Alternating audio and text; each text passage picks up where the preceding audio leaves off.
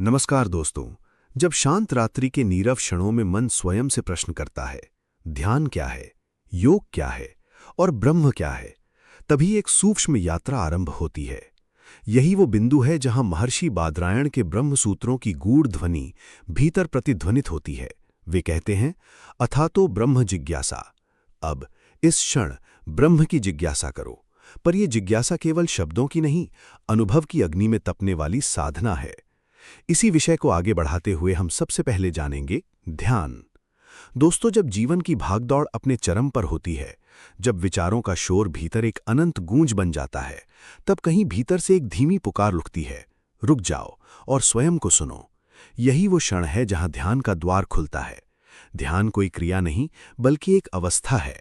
एक ऐसी अवस्था जहां तुम कुछ करते नहीं, बल्कि केवल होते हो। प्रारंभ में ये सरल नहीं लगता, क्योंकि मन वर्षों से बाहरी जगत में उलझा हुआ है। जैसे ही तुम आंखें बंद करते हो, विचारों की एक धारा प्रवाहित होने लगती है। स्मृतियां, कल्पनाएं, इच्छाएं सब एक साथ उमड़ पड़ते हैं। परंतु यही ध्यान का प्रथम चरण है, देखना, बिना किसी प्रतिक्रिया के। धीरे धीरे जब साधक केवल साक्षी बनकर इन विचारों को देखता है, तब एक सूक्ष्म परिवर्तन होने लगता है। विचारों की गति मंद पड़ने लगती है और उनके बीच का अंतरालम बढ़ने लगता है।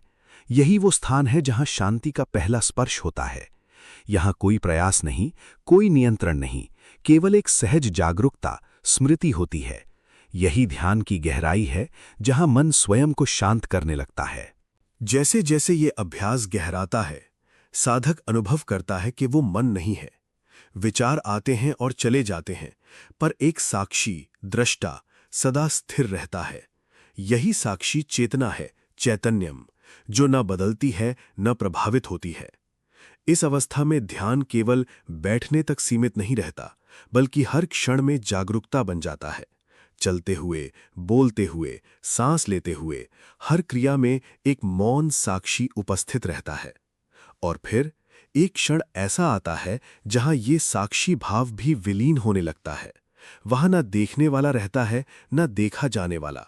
केवल एक अद्वैत अनुभव, अद्वैत अनुभूति शेष रहता है। ये शब्दों से परे है, विचारों से परे है। यही ध्यान की पराकाष्ठा है, जहां साधक स्वयं को खोकर स्वयं को ही पा लेता है। इस अवस्था में समय का बोध समाप्त हो जाता है और एक गहन आनंद भीतर से प्रकट होता है, जो किसी कारण पर आधारित नहीं होता। ये आनंद तुम्हारा स्वभाव है, तुम्हारा वास्तविक स्वरूप है। ध्यान तुम्हें कुछ नया नहीं देता, बल्कि जो पहले से है उसे प्रकट करता है। लेकिन ये यात्रा यहीं समाप्त नहीं होती। एक और गहरा रहस्य शेष है। क्या ये ध्यान केवल मौन में बैठने तक सीमित है, या ये जीवन के हर क्षण में प्रवाहित हो सकता है?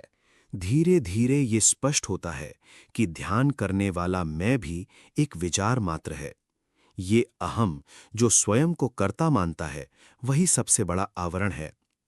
जैसे ही ये समझ गहराती है, साधक का प्रयास स्वतः कम होने लगता है। अब ध्यान में बैठने की जरूरत नहीं पड़ती, ध्यान स्वयं होने लगता है। यही वो अवस्था है जिसे सहज ध्यान कहा गया है। यहां कोई नियंत्रण नहीं, कोई तकनीक नहीं, केवल एक स्वाभाविक उपस्थिति है। ये उपस्थिति इतनी सूक्ष्म होती है कि शब्द भी इसे पकड़ नहीं पाते। ये न किसी दिशा में जाती है, न किसी लक्ष्य की ओर। ये बस है। और फिर एक गहरा बोध प्रकट होता है कि ध्यान का उद्देश्य कहीं पहुंचना नहीं था, बल्कि ये जानना था कि तुम पहले से ही वहां हो। यहीं पर ध्यान, योग और ब्रह्म एक ही बिंदु में विलीन हो जाते हैं। अब न ध्यान अलग है, न जीवन अलग, सब एक ही चेतना का प्रवाह है। परंतु इस पूर्णता के अनुभव के बाद भी एक अंतिम प्रश्न रह जाता है। यदि सब कुछ इतना सहज और पूर्ण है, तो फिर मन बार बार क्यों भटकता है? क्यों ये शांति स्थायी नहीं रहती? यही अगला रहस्य खुलता है, जिसे योग कहते हैं। जब हम योग शब्द सुनते हैं, तो अक्सर मन में आसनों और प्राणायाम की छवि उभरती है। परंतु ऋषियों की दृष्टि में योग इससे कहीं अधिक गहरा है। योग का वास्तविक अर्थ है संयोग, मिलन। पर यह मिलन शरीर का नहीं, बल्कि जीवात्मा का परमात्मा से है। यही कारण है कि योग को केवल शारीरिक अभ्यास तक सीमित कर देना उसके मूल स्वरूप को अधूरा समझना है। महर्षि पतंजलि ने कहा, योगश्चित्त वृत्ति निरोधाः, अर्थात जब चित्त की वृत्तियां शांत हो जाती हैं तब योग की अवस्था प्रकट होती है। यहाँ योग किसी क्रिया का नाम नहीं, बल्कि उस मौन स्थिति का नाम है जहाँ मन की चंचलता समाप्त हो जाती है, विचारों का प्रवाह थमने लगता है और जो शेष रहता है वही शुद्ध साक्षी यानी दृष्टा है। प्रारंभ में साधक योग को प्रयास अर्थात अभ्यास और वैराग्य अर्थात विरक्ति के माध्यम से समझता है। वो शरीर को स्थिर करता है, श्वास को संतुलित करता है और धीरे धीरे मन को भीतर की ओर मोड़ता है। ये यात्रा बाह्य से आंतरिक की ओर होती है। जैसे जैसे ये साधना गहराती है, साधक अनुभव करता है कि वो शरीर नहीं है, वो मन भी नहीं है, वो केवल एक साक्षी चेतना है जो सब कुछ देख रही है। लेकिन योग की अंतिम अवस्था इससे भी आगे है।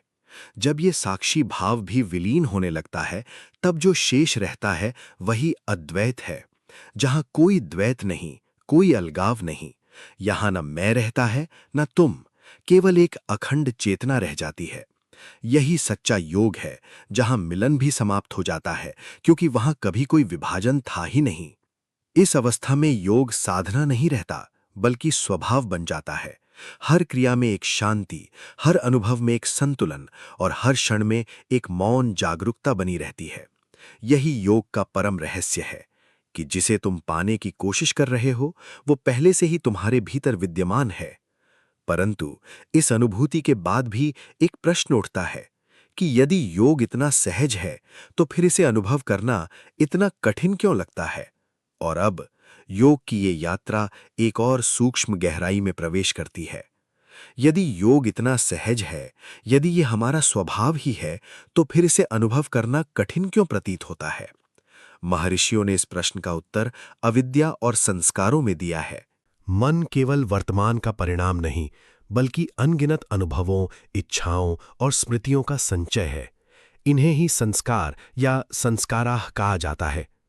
ये संस्कार मन को निरंतर बाहर की ओर खींचते हैं, जिससे साधक भीतर की उस शांति को स्थिर रूप से अनुभव नहीं कर पाता। जैसे एक झील में बार बार पत्थर गिरते रहें तो उसकी सतह कभी शांत नहीं हो सकती, वैसे ही संस्कारों की तरंगें चित्त को अशांत बनाए रखती हैं। यहीं पर योग का दूसरा आयाम प्रकट होता है, शुद्धि। योग केवल मिलन नहीं, बल्कि उस सब का विसर्जन भी है जो इस मिलन में बाधा बनता है। जब साधक अभ्यास और वैराग्य के साथ अपने भीतर उतरता है, तब धीरे धीरे ये संस्कार क्षीण होने लगते हैं। हर बार जब वो किसी विचार या भावना में उलझने के बजाय उसे साक्षी भाव से देखता है, तब एक संस्कार अपनी शक्ति खो देता है। ये एक धीमी परंतु गहरी प्रक्रिया है, जैसे अंधकार धीरे धीरे प्रकाश में विलीन होता है। और फिर एक क्षण ऐसा आता है जब मन पूरी तरह पारदर्शी या निर्मल हो जाता है। अब वो न बाधा है न माध्यम, वो केवल एक शांत दर्पण है जिसमें ब्रह्म का प्रतिबिंब स्वतः प्रकट होता है। यही है योग की परिपक्व अवस्था, चित्त प्रसाद। यहां साधक किसी अनुभव का पीछा नहीं करता, क्योंकि उसे ज्ञात हो जाता है कि हर अनुभव क्षणिक है। वो केवल उस स्थिर अचल चेतना में स्थित हो जाता है जो सभी अनुभवों की साक्षी है। अब योग प्रयास नहीं बल्कि सहजता है। अब जीवन संघर्ष नहीं बल्कि एक प्रवाह है। और अंततः योग का ये रहस्य स्वयं को प्रकट करता है कि योग कोई मार्ग नहीं बल्कि वही स्थिति है जहां सभी मार्ग समाप्त हो जाते हैं। यहीं पर साधक समझता है कि उसे कहीं पहुंचना नहीं था, बल्कि केवल अपने ही भीतर लौटना था।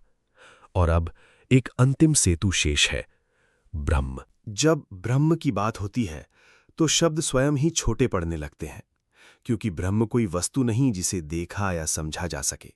वो ना रूप है ना आकार, वो अस्तित्व यानी सत, चेतना यानी चित्त और आनंद यानी आनंद का अनंत स्रोत है। उपनिषद कहते हैं नेति नेति, ये नहीं वो नहीं, अर्थात जो कुछ भी तुम जान सकते हो ब्रह्म उससे परे है। फिर भी वो तुमसे दूर नहीं, वो तुम्हारी ही सबसे गहरी वास्तविकता है। साधक जब ध्यान और योग की गहराइयों से गुजरता है, तब एक क्षण ऐसा आता है जहां सब कुछ थम जाता है, विचार, अनुभव, यहां तक कि मैं का भाव भी। और उसी मौन में बिना किसी प्रयास के ब्रह्म की झलक प्रकट होती है। ये कोई दृश्य नहीं, कोई अनुभूति भी नहीं, बल्कि एक अस्तित्व की पहचान है, जहां जानने वाला और ज्ञेय यानी जानने की वस्तु एक हो जाते हैं। महर्षियों ने इसे अहम ब्रह्मास्मि के रूप में व्यक्त किया, मैं ही ब्रह्म हूं। पर यह कोई विचार नहीं जिसे दोहराया जाए, ये एक जागृति है जो भीतर स्वतः घटित होती है। जब ये बोध स्थिर हो जाता है, तब जीवन वैसा ही चलता रहता है, पर भीतर सब कुछ बदल चुका होता है। अब न कोई भय है, न कोई अभाव, क्योंकि जो सब कुछ है वही तुम हो। यही ब्रह्म का अंतिम रहस्य है कि उसे पाया नहीं जाता, केवल पहचाना जाता है। और जब ये पहचान पूर्ण हो जाती है, तो ज्ञात होता है कि कभी कुछ खोया ही नहीं था। ध्यान, योग और ब्रह्म का रहस्य ये है कि ध्यान तुम्हें मौन में ले जाता है, योग तुम्हें एकत्व में, और ब्रह्म तुम्हें शून्यता में नहीं बल्कि पूर्णता, पूर्णम में विलीन कर देता है, जहां न साधक बचता है न साधना, केवल एक अद्वैत अनुभूति शेष रह जाती है, अहम ब्रह्मास्मि। लेकिन यहीं से एक और गूढ़ प्रश्न उठता है, यदि सब कुछ ब्रह्म ही है, तो फिर ये भेद, ये संसार, ये मैं और तू का अनुभव कहां से उत्पन्न हुआ? उस सूक्ष्म प्रश्न के साथ ही साधक की यात्रा और भी गहराई में उतरने लगती है। यदि सब कुछ ब्रह्म ही है, तो ये भेदभाव, भेदः क्यों प्रतीत होता है? महर्षि बादरायण इस रहस्य को प्रत्यक्ष शब्दों में नहीं बल्कि संकेतों में प्रकट करते हैं। वे कहते हैं ये भेद वास्तविक नहीं, अपितु अविद्या का आभास है। अविद्या, अज्ञान की वो सूक्ष्म आवरण शक्ति जो सत्य को ढंक देती है और असत्य को सत्य जैसा प्रकट करती है। जैसे स्वप्न में देखा गया संसार वास्तविक प्रतीत होता है, वैसे ही ये जागृत जगत भी चेतना की एक लीला मात्र है। माया, यही वो शक्ति है जो एकत्व, एकमेव अद्वितीयम को अनेकता में विभाजित दिखाती है। जब साधक ध्यान में और अधिक गहराई से उतरता है, तब वो देखता है कि विचार, वृत्तियां ही इस भेद के मूल हैं। हर विचार एक सीमित पहचान, अहंकार को जन्म देता है। मैं शरीर हूं, मैं मन हूं, और यहीं से अलगाव का अनुभव प्रारंभ होता है। पर जैसे ही ध्यान गहन होता है, विचारों का प्रवाह धीमा पड़ता है और साक्षी भाव जागृत होने लगता है। योग का वास्तविक उद्देश्य यही है, इस साक्षी भाव में स्थित होना।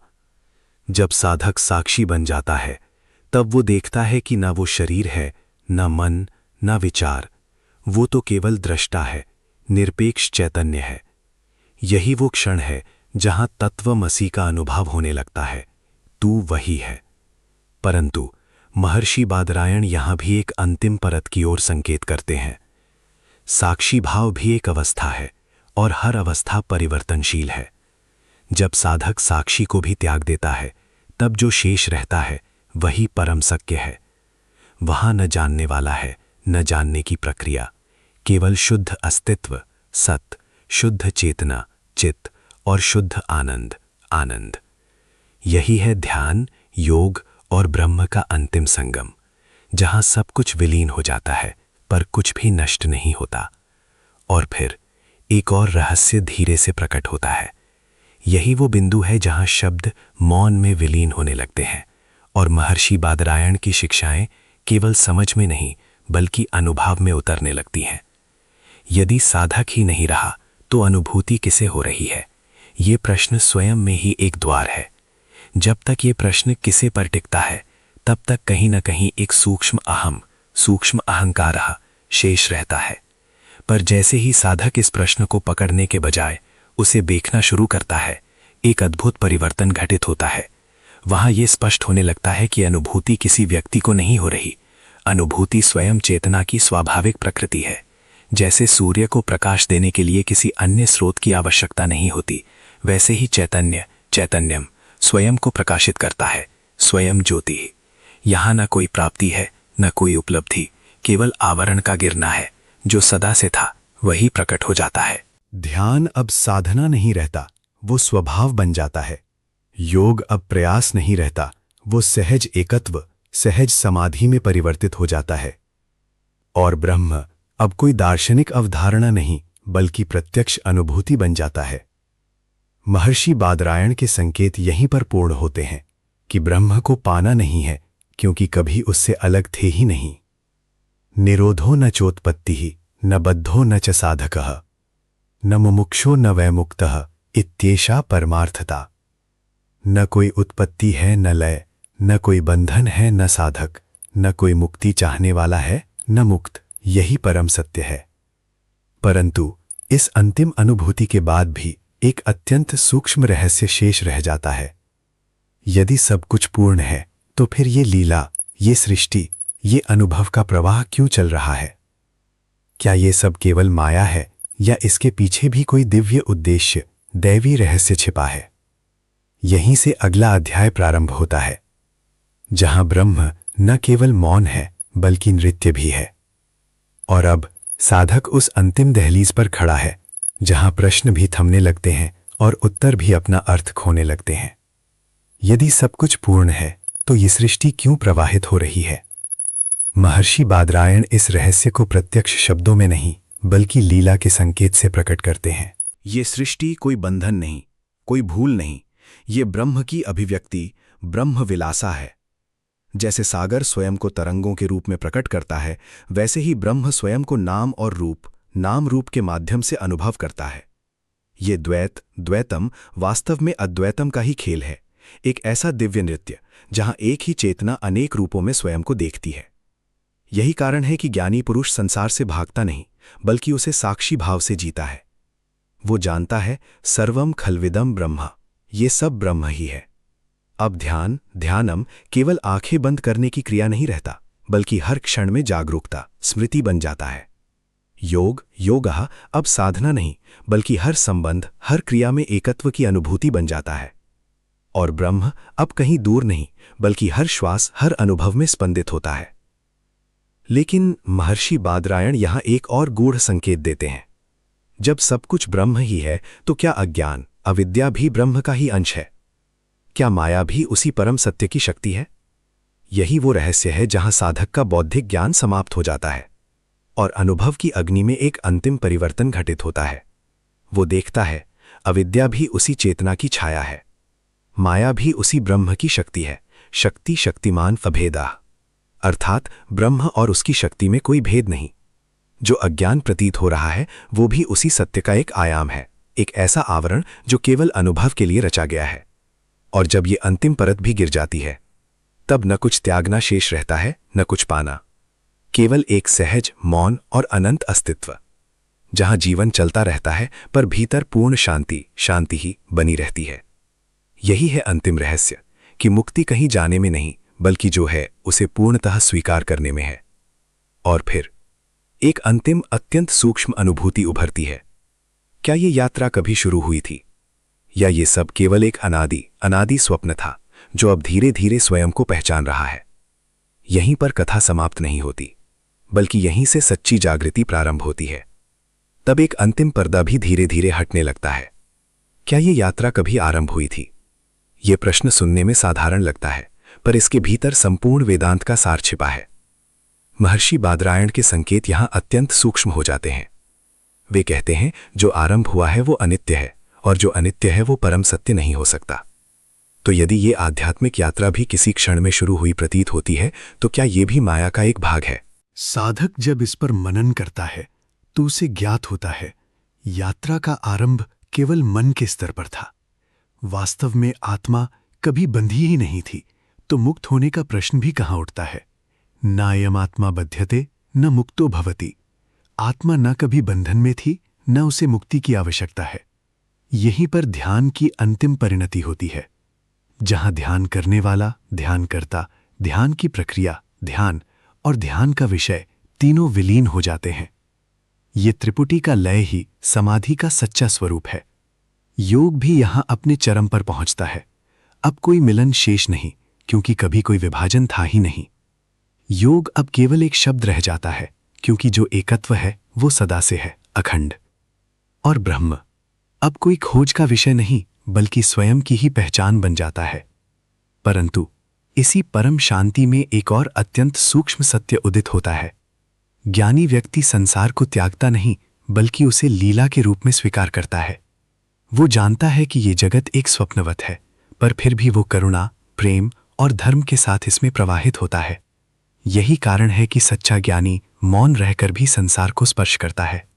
उसके कर्म होते हैं पर वो करता नहीं होता, अकर्मण्य कर्म।